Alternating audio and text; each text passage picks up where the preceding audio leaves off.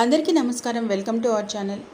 Video చూసే ముందు శ్రీమాత్రే నమః అని కామెంట్ చేసి వీడియోని లైక్ చేయండి.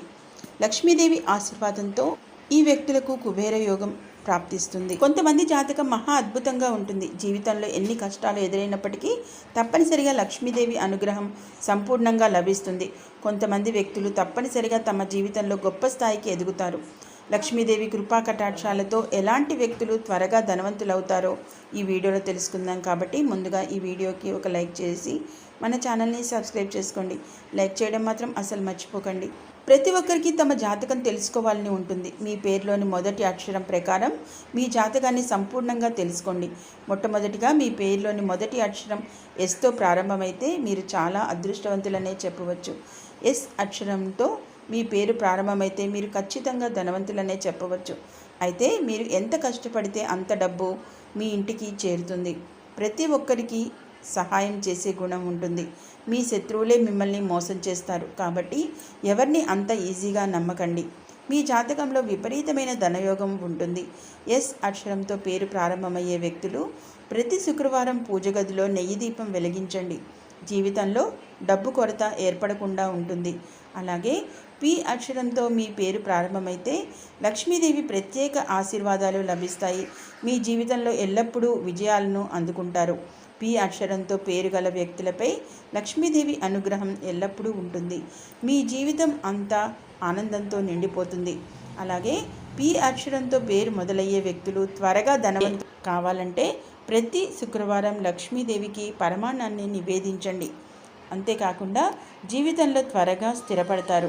ఎన్ అక్షరంతో మీ పేరు ప్రారంభమైతే మీరు చాలా తెలివైన వ్యక్తులు. మీ జాతకంలో విపరీతమైన అదృష్టం కలిసి వస్తుంది. మీ జాతకంలో ఎన్నో శుభవార్తలను వింటారు. లక్ష్మీదేవికి చాలా ఇష్టమైన వ్యక్తులలో ఎన్ అక్షరం పేరు గల వ్యక్తులు. మీ జీవితంలో ఎన్నో సమస్యలు ఉంటాయి, కానీ ఆ సమస్యలు శాశ్వతంగా ఉండవు.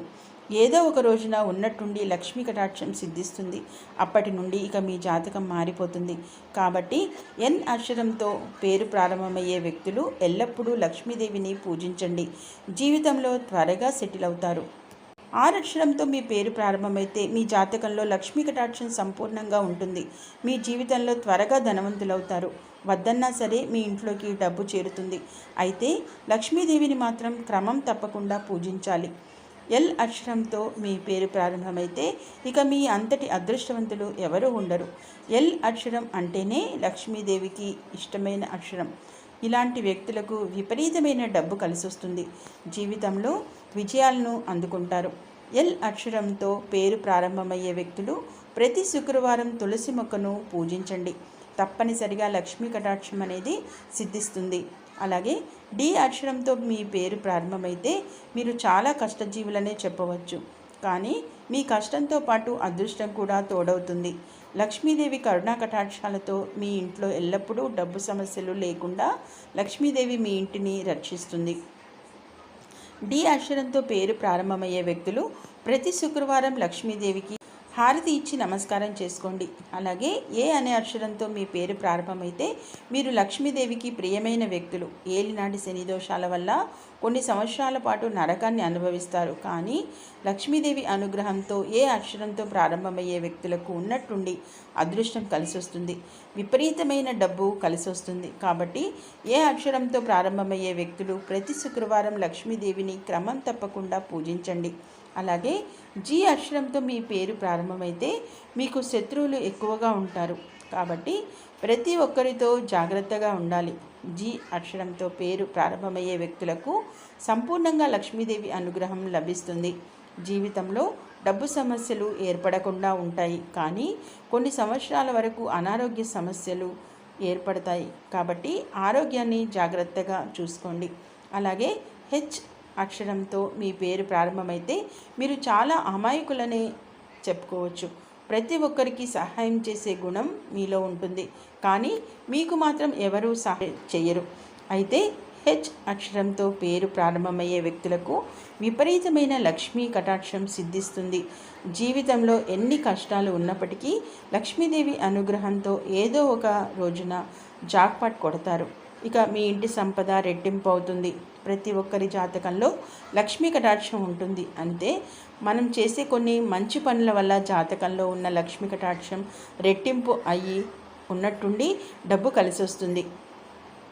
ప్రతి శుక్రవారం లక్ష్మీదేవిని ప్రత్యేకంగా పూజించాలి. అలాంటి వారికి ఎలాంటి కష్టాలు లేకుండా ధనలక్ష్మీదేవి తన ఆశీర్వాదాన్ని ప్రసాదిస్తుంది. అంతేకాకుండా లక్ష్మీదేవి సంబంధించిన మంత్రాలను చదవటం ద్వారా విపరీతమైన సంపద కలిసి వస్తుంది.